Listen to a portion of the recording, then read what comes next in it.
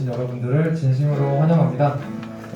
우리가 예배자임을 고백하며 함께 찬양하겠습니다.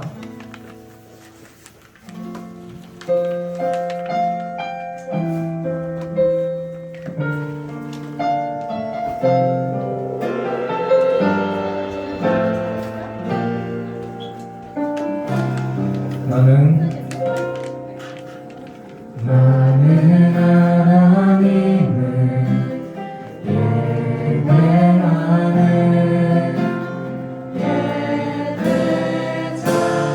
예배자입니다. 내가 서 있는 곳 어디서나 하나님을 예배합니다. 내 영혼 거룩한 그네를 향하여 내 마음 완전한 하나님 향하여 이곳에서 바로 이 시간 하나님을 예배합니다.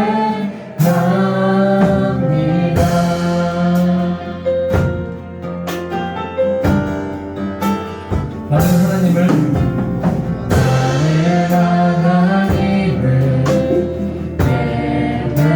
예배하네.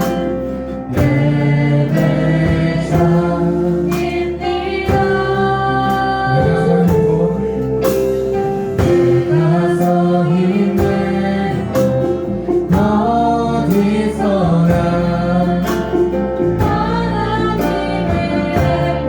합니다. 내 영혼 거룩한 은혜를 향하여 내 마음 완전한 하나님 향하여 이곳에서 바로 이 시간 하나님을 예배하 한 번 더 내 영혼 거룩한 은혜를 향하여 내 마음 완전한 하나님 향하여 이곳에서 바로 이 시간 하나님을 예배하 마지막으로 찬양하겠습니다. 내 영혼 거룩한 은혜를 향하여 내 마음 완전한 하나님 향하여 이곳에서 바로 이 시간 하나님을 예배합니다. 이곳에서 바로 이 시간 하나님을 예배합니다. 아멘. 할렐루야. 우리 함께 박수 치면서 감사로 나아갑시다. 감사로 주님께 나가세. 모든 나의 주이신 기쁨으로 주님께 나가세. 모든 호흡의 주이신 주님께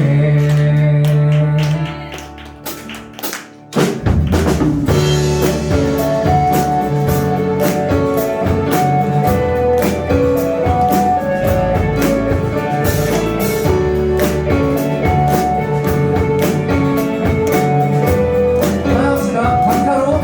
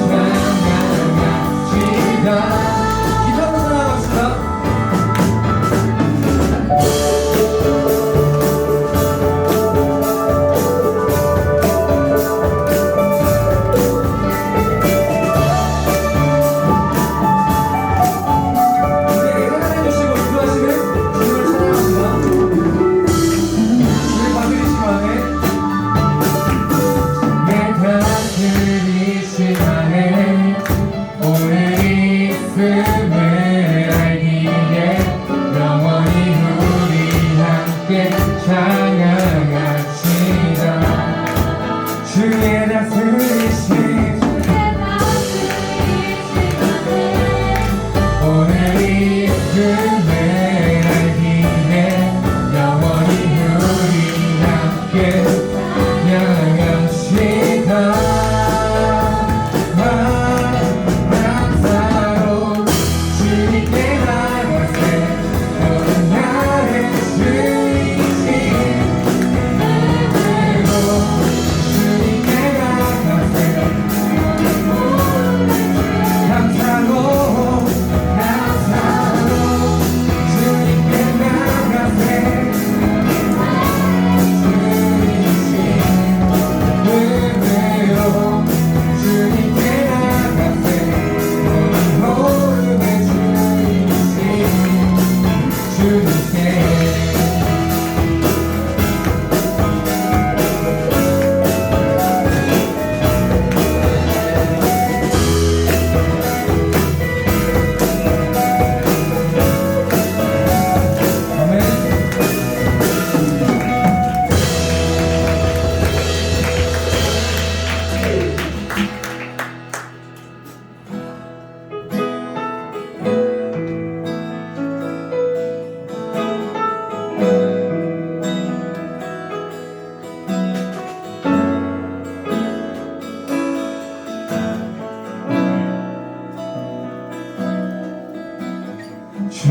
주의 보좌로 나갈 때 어떻게 나가야 할까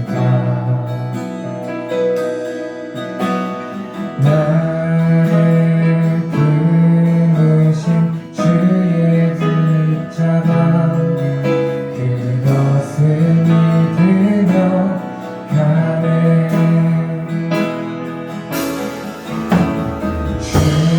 주의 보좌로 나갈 때 나 여전히 부족하다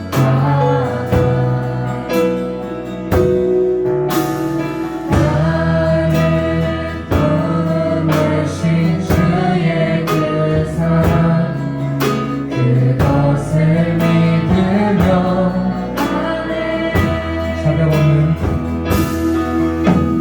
자격 없는 내 힘이 아닌 오직 예수님의 보혈로 자격 없는 내 힘이 아닌 오직 예수님의 보혈로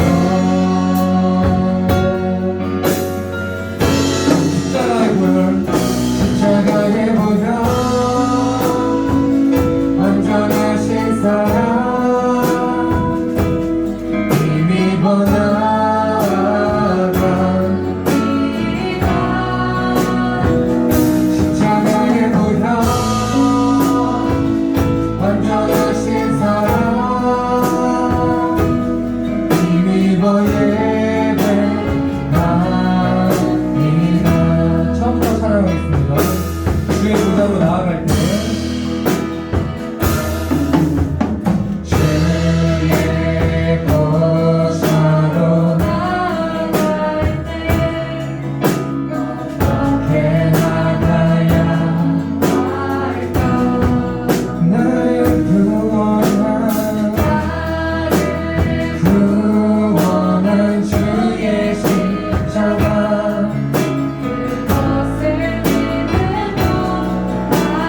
주의 보좌로 나아갈 때 주의 보좌로 나아갈 때 나 여전히 부족하다 나를 부르신 주의 그 사랑 그것을 믿으며 가네 자격 없는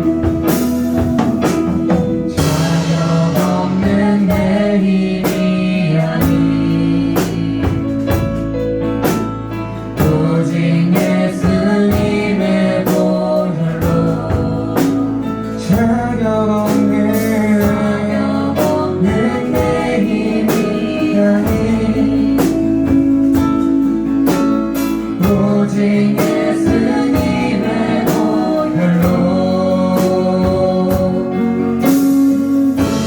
십자가에 완전하신 사랑 힘입어 나아갑니다. 십자가에 완전하신 사랑 힘입어 예배합니다. 십자가에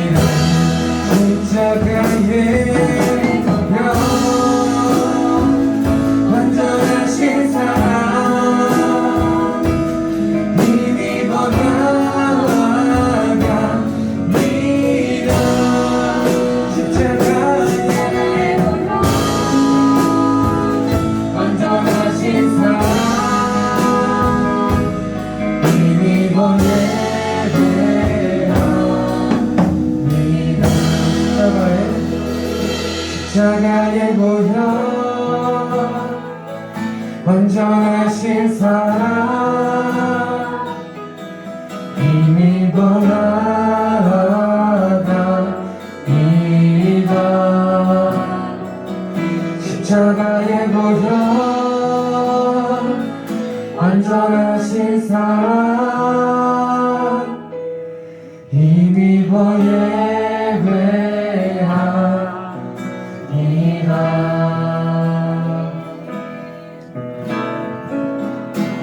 사도신령 하심으로 예배 시작하겠습니다. 나는 전능하신 아버지 하나님 천지의 창조주를 믿습니다. 나는 그의 유일하신 아들 우리 주 예수 그리스도를 믿습니다. 그는 성령으로 잉태되어 동정녀 마리아에게서 나시고 본디오 빌라도에게 고난을 받아 십자가에 못 박혀 죽으시고 장사된 지 사흘 만에 죽은 자 가운데서 다시 살아나셨으며 하늘에 오르시어 전능하신 아버지 하나님 우편에 앉아 계시다가 살아있는 자와 죽은 자를 심판하러 오십니다. 나는 성령을 믿으며 거룩한 공교회와 성도의 교제와 죄를 용서받는 것과 몸의 부활과 영생을 믿습니다. 아멘.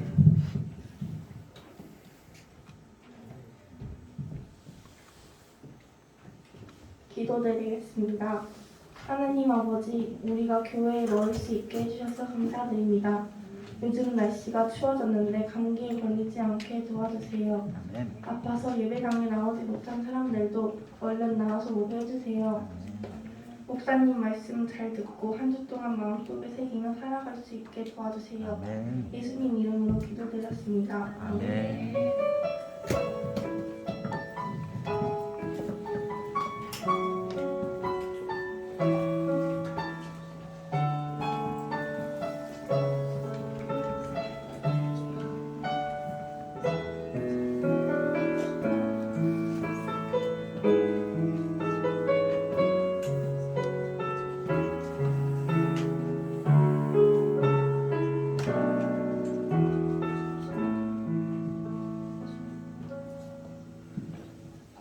하나님께서 오늘 우리에게 주시는 말씀은 신약성경 마태복음 5장 14절에서 16절입니다. 마태복음 5장 14절에서 16절입니다. 신약성경 5쪽이 되겠습니다.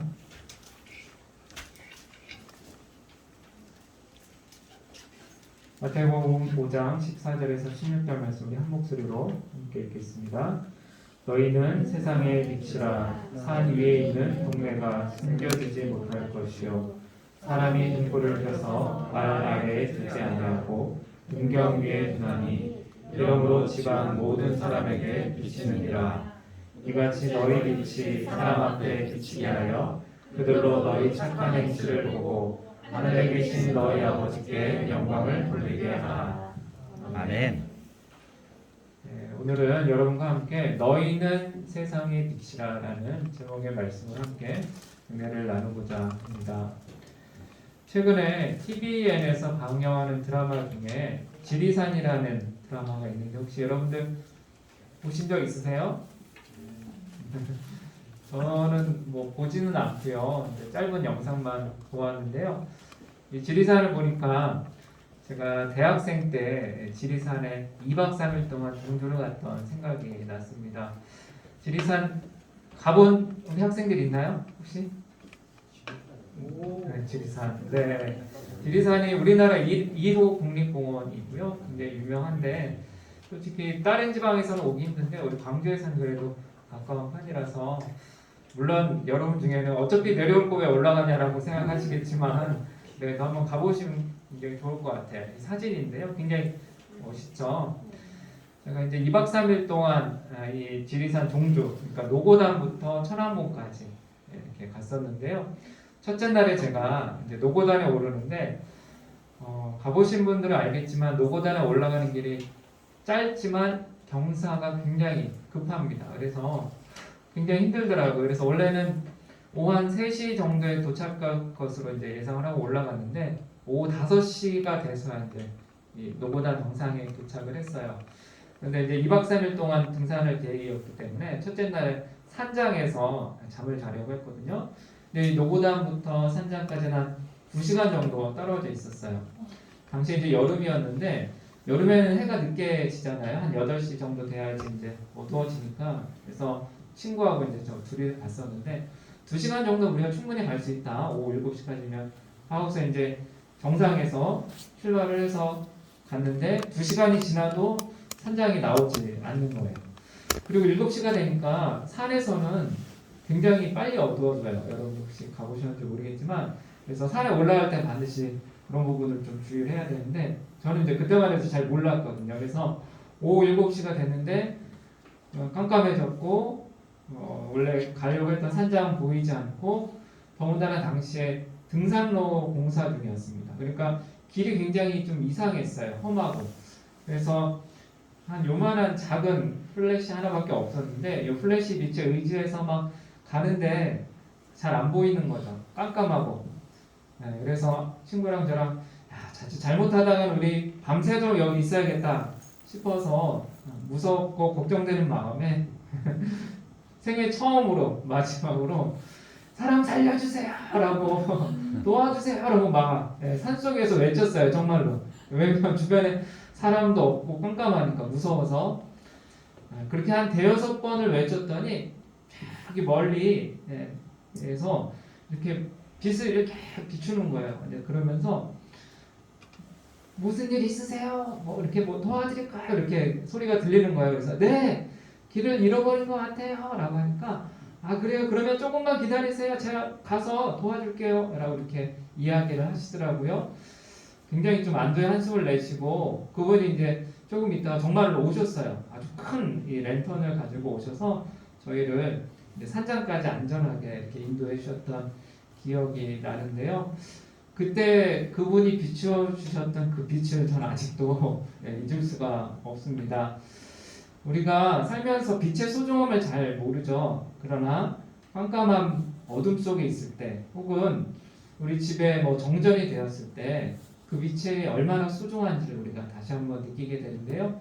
자, 오늘 말씀에 따르면 예수님의 제자들에게 또한 우리들에게 너희는 세상의 빛이라 라고 말씀을 하십니다.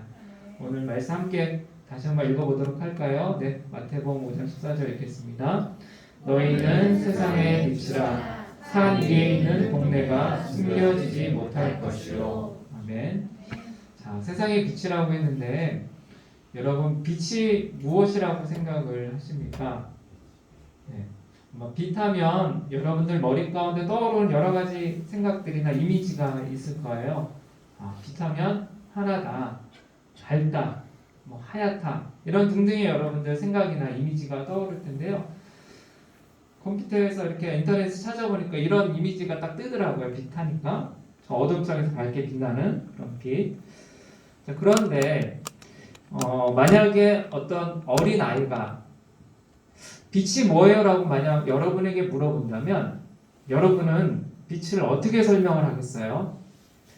환한 거야, 밝은 거야 라고 아마 이렇게 소개할 수도 있기는 할 텐데 어린 아이, 아직 이 화나거나 밝다는 게 잘 모르는 어린아이한테 그러면 빛을 우리가 어떻게 설명을 할 수 있을까 참 난감하지요. 자, 그럴 때 우리가 보통 이제 사전을 찾아보면 이 빛이 무엇인지 혹은 우리가 궁금해하는 단어의 뜻이 무엇인지에 대해서 잘 나와 있는데요. 자, 그래서 사전을 찾아봤어요. 사전을 찾아봤더니 빛을 이렇게 정의하고 있어요. 시각 신경을 자극하여 물체를 볼 수 있게 하는 일종의 전자기파. 굉장히 좀 어렵죠, 많이.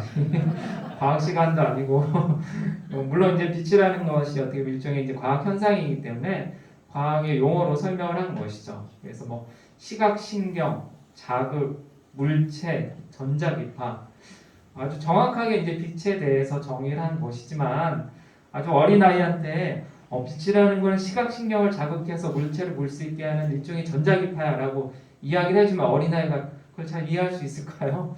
이해하기 힘들겠죠. 자, 저도 그래서 좀 생각을 해봤어요. 어떻게 하면 내가 빛이라는 것을 잘 모르는 아이한테 빛에 대해서 잘 설명을 해줄 수 있을까? 이런 생각을 하다가 우리 성경에 있는 창세기 1장의 말씀이 떠올랐어요. 여러분들 창세기 1장을 보시면 하나님께서 이 세상을 창조하신 말씀이 나오는데 자, 문제, 아마 너무 쉬운 문제일 텐데요.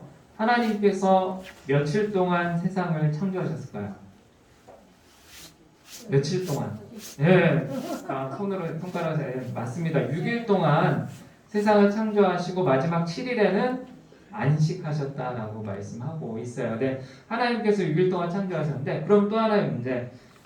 빛은 몇째 날에 하나님께서 창조하셨을까요? 빛.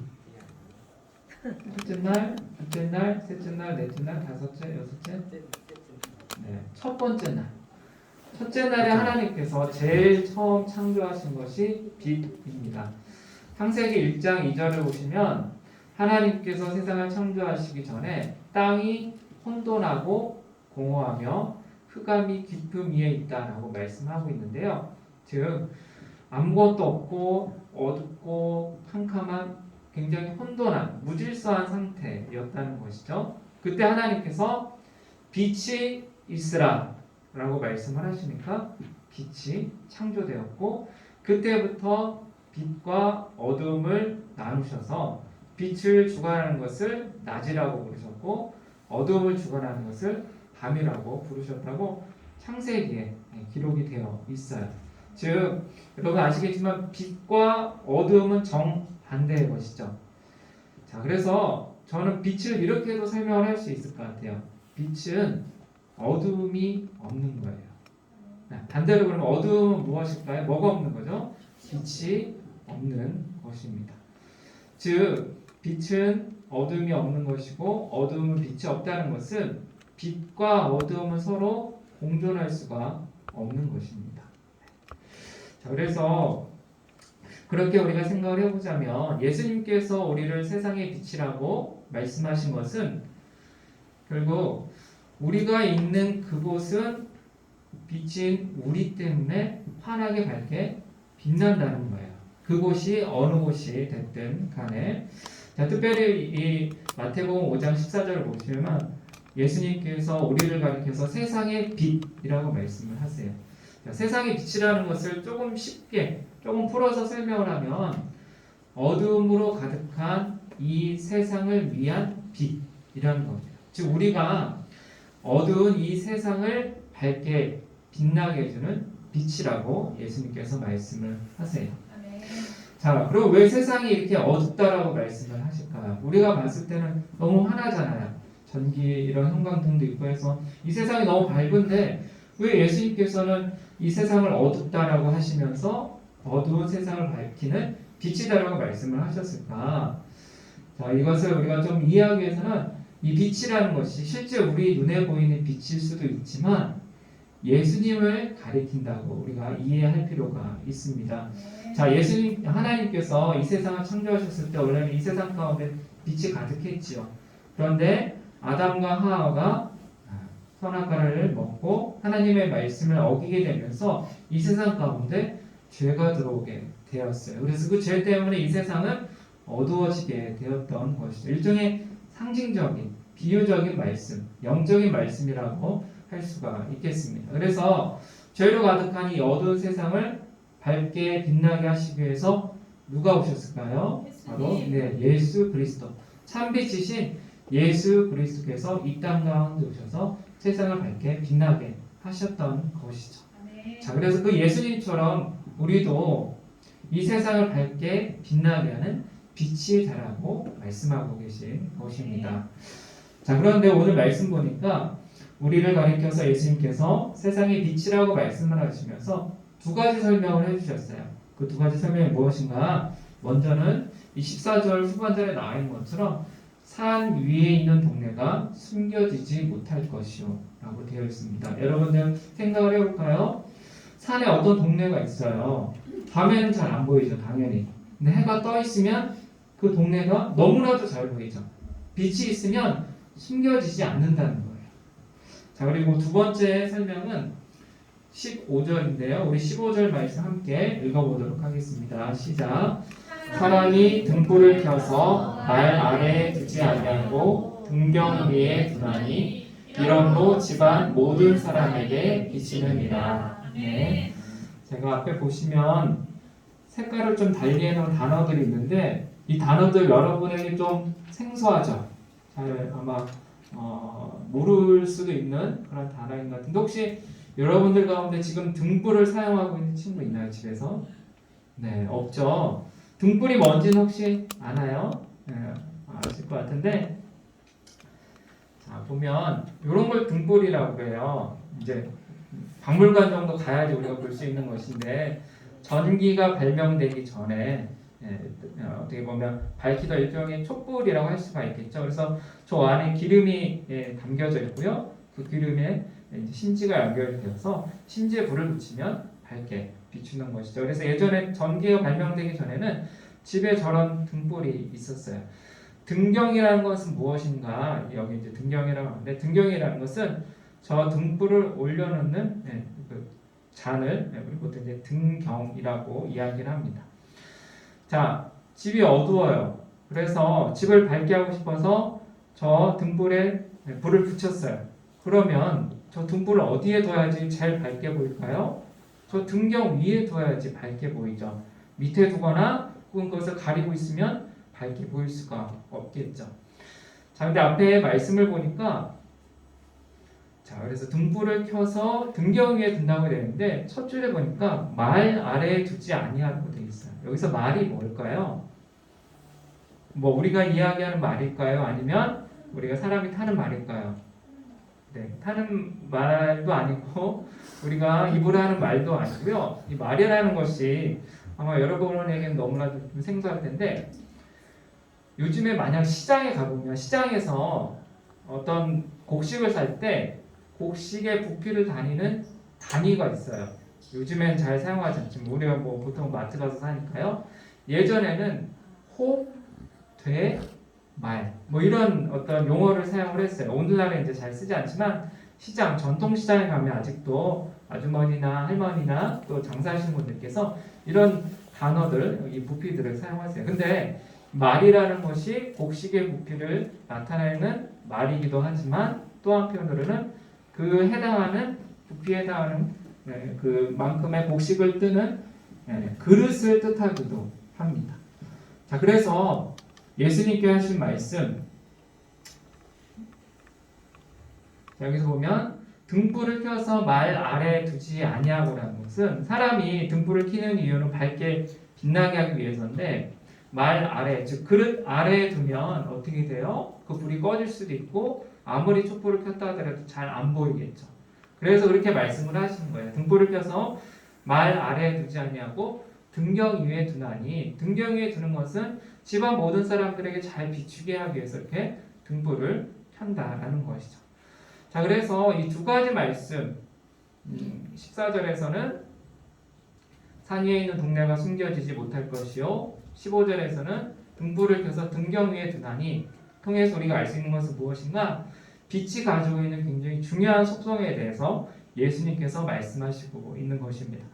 자, 빛이라는 것은 다른 존재, 자기 주변, 주위를 밝히는 것이에요. 자, 빛이라는 것은 스스로를 위해 존재하는 것이 아니라 주변을 위해서, 주위를 위해서, 밝게 하기 위해서 존재하는 것입니다. 여러분들 초를 한번 생각을 해볼까요? 우리가 초에 초를 붙일 때 그 초가 자기는 타기 싫어요. 타는 게 아까워서 난 안 타겠어, 못 타겠어라고 하면 불을 밝게 비출 수 있나요? 비출 수가 없지요. 자기의 초, 심지를 태워야지 밝게 비출 수가 있는 것입니다. 자, 우리 예배드리고 있는 이 공간에 형광등이 굉장히 많은데 형광등이 나는 다른 사람 비추기 싫어, 나 혼자만 비추고 싶어 라고 하면 그게 형광등으로서 효용 가치가 있을까요? 없죠. 그럼 우리는 이것은 형광등 쓸모가 없구나 하고서 버리고 새로운 형광등을 달아놓게 되죠. 자, 마찬가지입니다. 예수님께서 우리에게 너희는 세상의 빛이라 라고 말씀하신 것은 우리 스스로를 위해서 그렇게 살아가라는 것이 아니라 예수님께서 주신 사랑을 다른 사람을 위해서, 이웃을 위해서, 세상을 위해서 베풀고 그것을 통해서 세상 가운데 빛으로 살아가라고 하신 말씀입니다. 자, 그래서 예수님께서 16절에서 그러면 우리가 어떻게 이 세상을 밝게 비출 수 있을 것인가, 그 방법을 친절하게 말씀하고 계십니다. 우리 16절 말씀 함께 읽겠습니다. 시작. 이같이 너희 빛이 사람 앞에 비치게 하여 그들로 너희 착한 행실을 보고 하늘에 계신 너희 아버지께 영광을 돌리게 하라. 아멘. 자, 여기서 중요한 단어가 나오죠. 어떻게 세상을 비출 수 있대요? 밝게 할 수 있대요? 착한 행실로. 마치 어두운데 우리가 플래시를 비추며 환하게 빛나는 것처럼 이 세상을 우리가 밝게 비추는, 밝게 빛나게 하는 방법은 무엇입니까? 착한 행실이래요. 즉 예수님께서 이 땅 가운데 오셔서 소외된 사람들을 찾아가셔서 그들을 사랑해 주시고 또 병이 있는 사람들에게 찾아가셔서 병을 고쳐주시고 배고픈 사람들에게 먹을 것을 주셨던 것처럼 우리도 말로만 나 예수님 믿어 라는 것이 아니라 정말 우리의 삶 속에서 우리의 모습으로, 행동으로, 삶으로 예수님 믿는 삶을 보여주라는 그런 예수님의 말씀입니다. 그렇게 예수님처럼 우리의 삶 속에서 사랑을 실천할 때 이 어두움으로 가득한 이 세상 가운데 우리 때문에 이 세상이 빛나고 변할 수 있다라는 예수님의 말씀입니다. 자, 마지막으로 여러분에게 이렇게 세상을 밝게 빛나게 하셨던 한 분을 소개하고 말씀을 마칠까 합니다. 자, 이분은 혹시 여러분들 들어보셨을지 모르겠는데요. 호는 오방이에요. 오방 최흥종 목사님이세요. 혹시 여러분들 아시나요? 잘 모르시죠? 저도 솔직히 광주 오기 전까지는 몰랐어요, 목사님. 그런데 이 양림동에 이 목사님의 기념관이 있어요. 그래서 한번 여러분들 찾아가시면 굉장히 좋을 텐데요. 이 최영경 목사님은 광주에서 태어나셨어요. 1880년. 지금으로부터 141년 전에 태어나셨죠. 굉장히 오래전에 태어나셨는데 이 목사님이 처음부터 예수님 믿었던 것은 아니에요. 그 당시에 이제 우리나라에 교회도 없었고 또 말씀을 전하시는 목회자나 선교사님도 없었거든요. 자, 이분이 25살 때 처음으로 예수님을 듣게 되고 영접해서 믿게 되었는데 그 전까지는 굉장히 좀 싸움만 잘하는 그런 건달, 싸움꾼으로 굉장히 유명을 했어요. 그래서 25살 때 우리 광주에 오셨던 유진벨 선교사님이 계신데 그 유진벨 선교사님을 만나서 그 선교사님 댁에서 처음으로 예배드리는 그 예배에 참석을 하셨고 그 자리에서 예수님을 믿게 되셨어요. 그래서 이 최영종 목사님은 광주에서 최초의 기독교인이면서 최초의 장로님이셨고 최초의 목사님이 되신 너무나도 중요하신 분이에요. 자, 그런데 왜 제가 여러분의 이 최영종 목사님을 소개시켜 드리나 그냥 최초의 기독교인 목사님이기 때문에 소개시켜 드리는 것이 아니고요. 자, 이 최영종 목사님이 왜 광주에서 굉장히 뜻깊고 그래서 광주시에서 그렇게 기념관까지 건립을 했는가? 이분이 물론 교회에서도 사역도 열심히 하시고 말씀도 열심히 전하셨지만 이분이 일평생 하셨던 사역은 거린들, 즉 거지들이라고 불리는 갈 곳 없고 돈 없고 먹을 것이 없는 그런 거린들과 함께 사셨고요. 또 한편으로는 한센병 환자들을 위해서 일평생 섬기시고 그들과 함께 하셨습니다. 자, 한센병 여러분들 잘 모르실 텐데 우리 성경에 예전에는 이제 문둥병이라고도 기록이 되어 있었고요. 나병으로도 기록이 되어 있는데요. 일종의 피부병이에요. 피부병인데 피부가 썩어 들어가는 그런 병이에요. 그러니까 겉으로 봤을 때는 굉장히 좀 보기 안 좋죠. 혐오감을 줄 수가 있죠. 그래서 이 당시만 하더라도 의술이 없었기 때문에 뭐 의료 시설도 없어서 굉장히 많은 그 한센병 환자들이 있었는데 제대로 치료를 못 받으니까 사람들이 오지 말라고 옮기 싫다고 막 이렇게 배척하기도 하고 우리 동네에서 나가라고 너희 같은 사람들이 있으면 부정탄다고 하면서 굉장히 많은 핍박을 했어요. 그래서 이분들이 오도 갈 데가 없었는데 친히 이 목사님은 그 사람들과 함께 지내셨고 사시면서 평생 그분들을 위해서 헌신을 하셨습니다. 그래서 원래 이 목사님이 자기 부모님에게 물려받은 1000평의 공선동 1000평의 땅이 있었는데 그 땅을 기부를 하셔서 우리나라 최초의 한센병 병원이었던 광주 나병원이 설립이 되었고요. 그것이 오늘날의 여수에 있는 애양원이 된 것입니다. 자, 그래서 일평생 이 최영재 목사님은 말씀도 전하시지만 거린들이라든지 한센병 환우들을 위해서 평생을 사셨고요.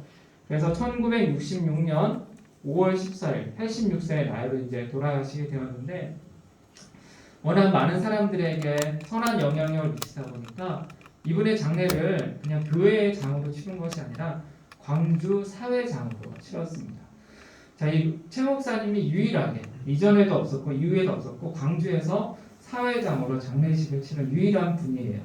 자, 예수님을 믿지 않는 사람도 이 목사님을 보면 그렇지 우리가 저분을 기억해야 되겠구나 저분이 보여주신 그런 선한 영향력을 우리가 기억해야겠구나 라는 데 생각을 해서 광주 사회장을 치렀고요. 당시에 모든 학교에 휴교령이 내려졌대요. 얼마나 좋겠어요 여러분들 그쵸? 학교 안 가면 근데 뭐 학교 안 가면 좋긴 하겠지만 그렇게 휴교령을 내렸던 이유는 이 목사님의 생애 또 이 목사님께서 하셨던 일들을 기념하고 생각하라는 의미에서 휴교령을 내렸던 것이죠.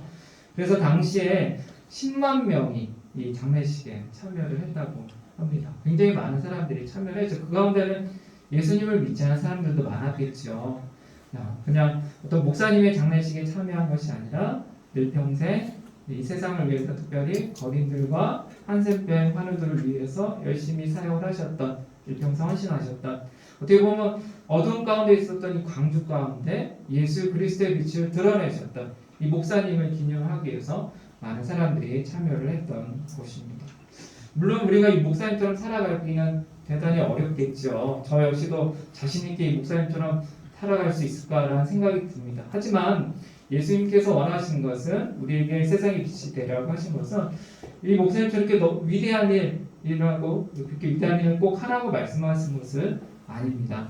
우리가 어디에 있든지 간에 학교에 있든지 학원에 있든지 여러분의 가정에 있든지 어디에 있든지 간에 우리가 있는 곳에서 내가 예수님을 믿는 사람으로서 예수님의 사랑을 전한다면 그것이 이 세상을 밝게 비추는 하나의 빛으로 살아가는 것이라고 예수님께서 말씀하고 있습니다.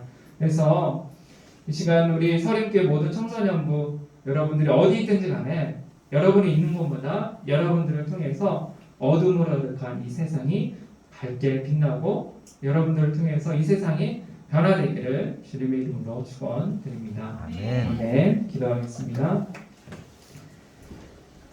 사랑과 은혜가 풍성하신 아버지 하나님, 우리를 가리켜 세상의 빛이라고 말씀하신 예수님의 말씀을 다시 한번 깨닫게 됩니다. 우리가 있는 곳마다 예수님처럼 이 세상에 밝은 빛을 드러내며 그 세상을 변화시키는 삶을 살아갈 수 있도록 인도하여 주옵소서. 네, 이번 주 목요일에는 우리 수험생들이 그동안 열심히 준비해왔던 대학 수학 능력 시험이 있는 날입니다. 우리 모든 수험생들 하나님께서 기억하여 주시고 지혜와 건강 허락하여 주셔서 끝까지 최선을 다하게 하시고 최선의 결과로 하나님께 영광 돌려드릴 수 있도록 인도하여 주옵소서. 예수 그리스도의 이름으로 기도드립니다. 아멘.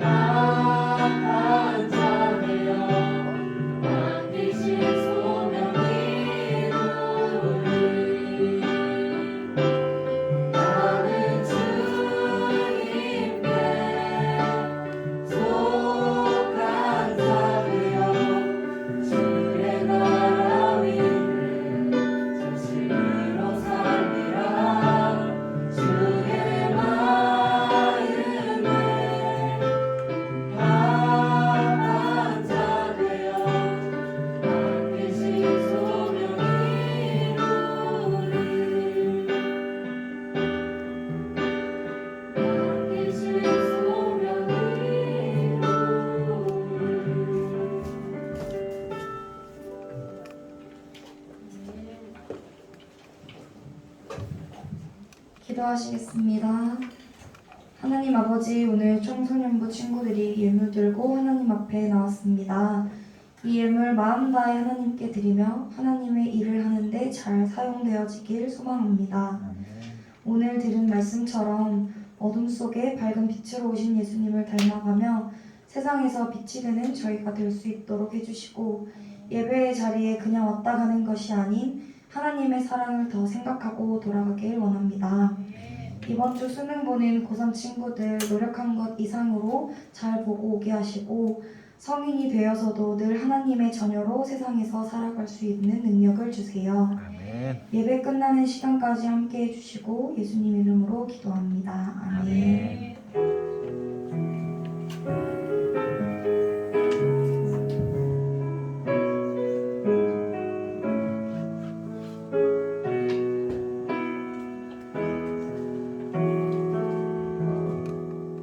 샬롬, 반가워요. 전도사님 몇 가지 중요한 광고를 전달하도록 하겠습니다.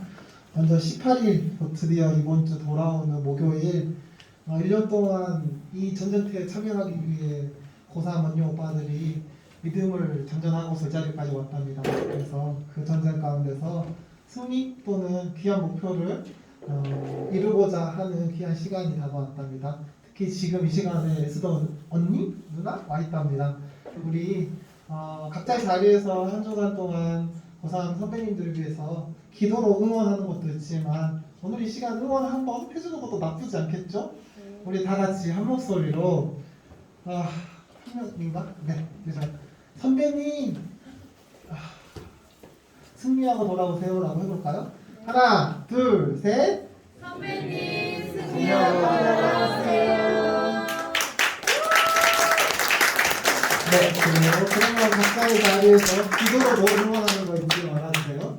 다음 주 드디어 성소년부, 교육부 그리고 프리마켓을 진행합니다. 그래서 전도사님이 오늘까지 사용하지 않고 있는 혹은 사용했거나 중고가 된 물품이라도 기부하고 싶은 물품이 있으면 오늘까지 좀 가져다 달라고 했는데 혹시 가져온 친구도 있었을까요? 고마워요. 오늘 가기 전에 뒤쪽 총무님 계신 곳에 좀 모아서 놓고 가면 좋을 것 같아요. 근데 우리 아직 한 주가 더 남았어요. 다음 주까지.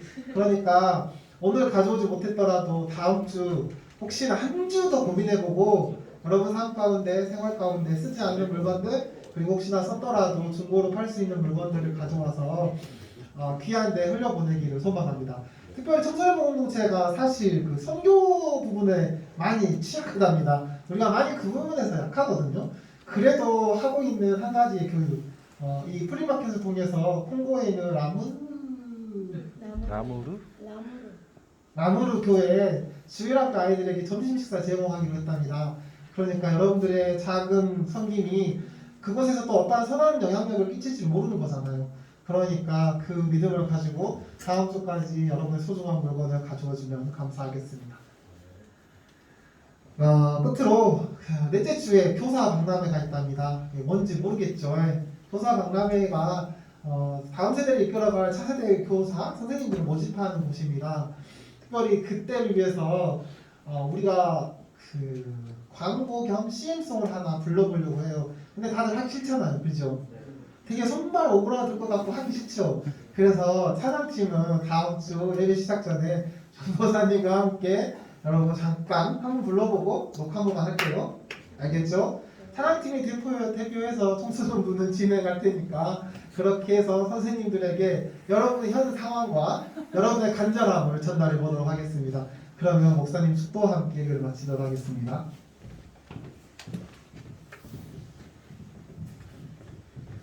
이제는 우리 주 예수 그리스도의 은혜와 아버지 하나님의 사랑과 성령의 교통하심이 세상의 빛으로 살아가기로 결단하는 서림교회 청소년부 모든 학생들과 선생님들 머리 위에 또한 이번 주 목요일 대학 수학 능력 시험을 앞두고 있는 모든 수험생 위에 이제로부터 영원까지 함께 하시기를 간절히 축원하옵나이다. 아멘. 그러면 지금부터 분반 모임 진행해 주시고요. 혹시나 아직 반별 모임을 마치지 못했다는 선생님 계시면은 11월이 가기 전까지 아이들과 잘 상의해서 일정 조율 잘해서 맞춰주시면 감사하겠습니다. 이상입니다.